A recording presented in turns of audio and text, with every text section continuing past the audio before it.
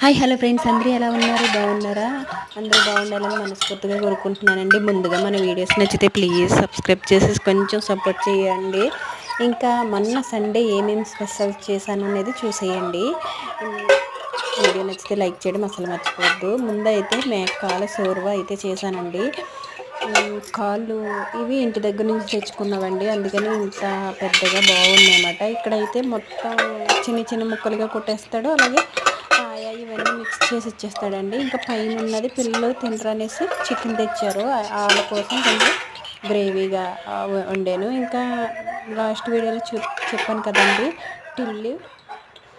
టిల్లుని kidneys fry కింద చేశానండి. ఈ ఫ్రై చాలా టేస్టీగా వచ్చిందండి. రెసిపీ కావాలంటే కామెంట్ చేయండి, చేస్తాను మళ్ళీని.